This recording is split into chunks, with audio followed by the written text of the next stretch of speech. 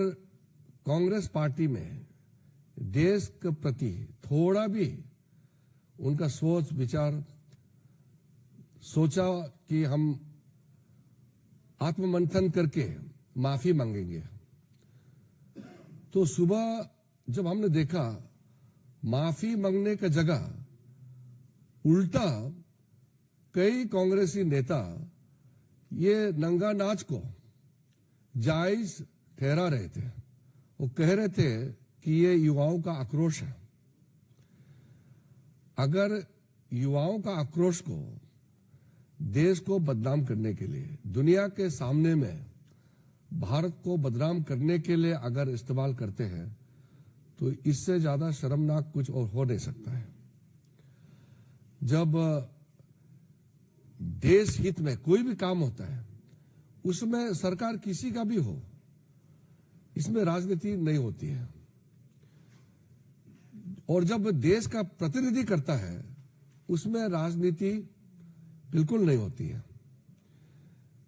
United nation में या किसी भी देश में जब कोई भी किसी भी दल के हो, किसी भी वर्ग के, जब भारत के ऑफिशियल रिप्रेजेंटेटिव होता है, तो देश को ले जाते हैं और देश के लिए बोलते हैं। उसमें कोई आपस में तू मैं करने का कोई जगह नहीं होते हैं। लेकिन कुछ समय से हम देख रहे हैं कि कांग्रेस का हताशा, क्योंकि वो चुनाव नहीं जीत पाते हैं, लोगों को भरोसा प्राप्त नहीं कर पा रहे हैं, अब ये देश का खिलाफ बन गए हैं। हम तो कहते हैं कि कांग्रेस वाले अगर भारतीय जनता पार्टी को अटैक करते हैं, भारतीय जनता पार्टी को क्रिटिसाइज करते हैं, तो ये लोकतंत्र में ठीक बात है, कोई बात नहीं, ये तो चलता है, हम मान सकते हैं। थोड़ा भाषा का मर्यादा रखें। और सरकार के नीति के खिलाफ भी अगर कुछ बोलते हैं तो वो बोलने का आजादी है। संसद में हो या संसद के बाहर, सरकार के खिलाफ प्रदर्शन करना है, कर सकते हैं। ये तो लोकतंत्र में सबके लिए ये आजादी प्राप्त है, संविधान में प्रावधान है, आप कर सकते हैं। लेकिन आप देश के खिलाफ कैसे प्रदर्शन कर सकते हैं? और ये पहली बार इस स्तर में global AI summit, Modi ji का सोच विचार आप दुनिया के सामने में आया है कि मोदी जी सिर्फ भारत के लिए नहीं, विश्व कल्याण के लिए सोचते हैं, ये मानने लगा है। कई विश्व के नेता ने जो तारीफ किया है भारत देश का पानी लेते हो।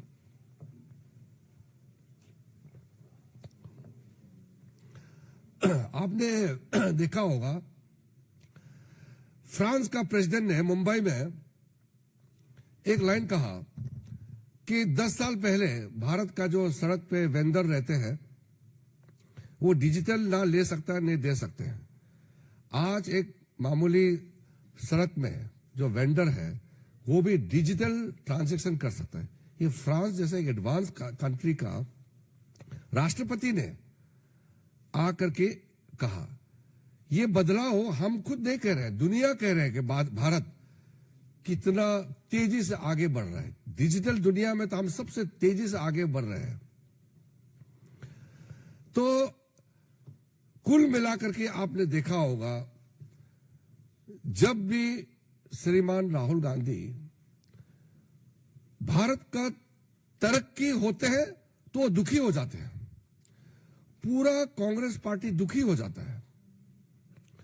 और यूरोप में जाकर के, दक्षिण अमेरिका में जाकर के, अमेरिका में कहीं भी जाकर के वहां भारत का खिलाफ उकसाते रहते हैं, भारत विरोधी ताकतों के साथ तालमेल बनाए रखते हैं और विदेश में कहते हैं कि आप इंटरवीन करो भारत का अंदरूनी मामले में, आप यहां आकर के इंटरवेन करना चाहिए।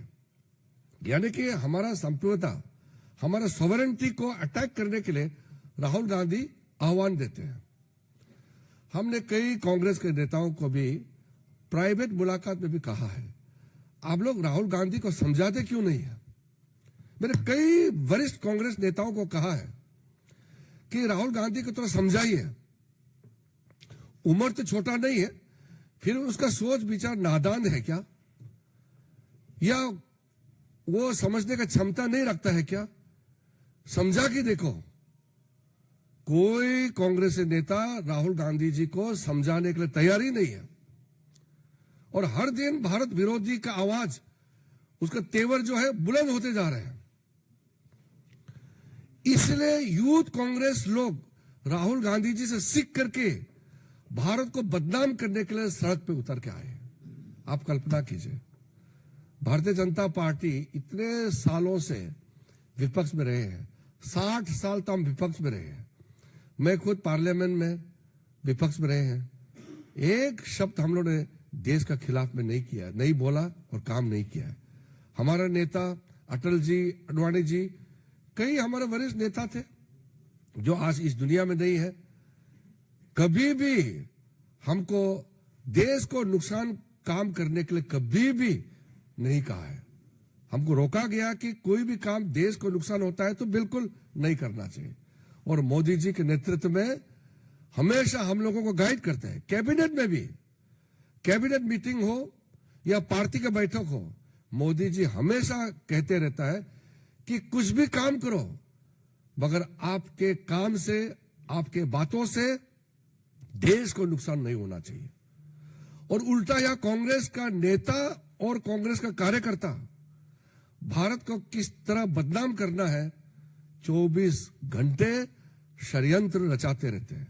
भारत का समृद्धि नहीं दे सकता है, भारत का तरक्की नहीं दे सकता है, और भारत को विश्व में आगे बढ़ते हुए नहीं देख सकते हैं।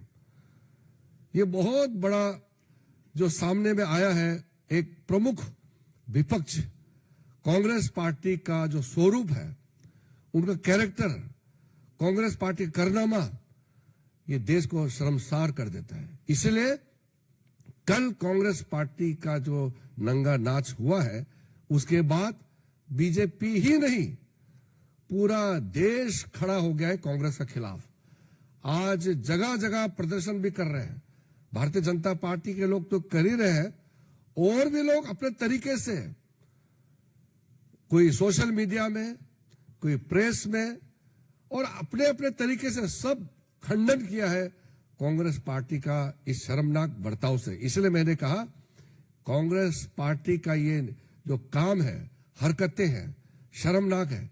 ये गलती नहीं है, ये सोची समझी साजिश के तहत देश का खिलाफ प्रहार है।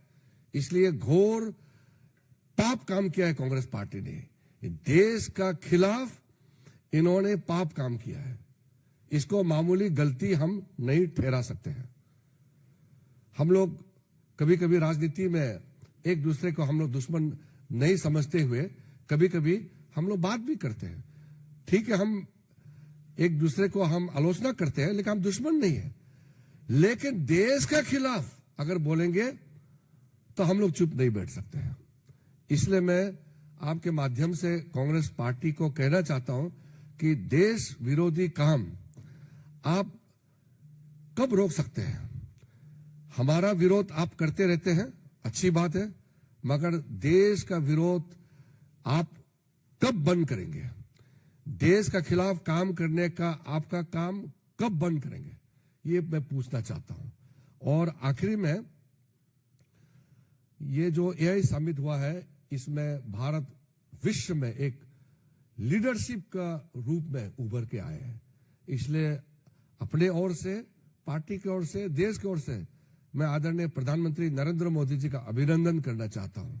कितना बड़ा सोच, प्लानिंग और विजन के साथ ये ग्लोबल एआई समिट नई दिल्ली में आयोजन किया गया, भारत मंडपम में, और इसको पूरा दुनिया ने सराहना किया है।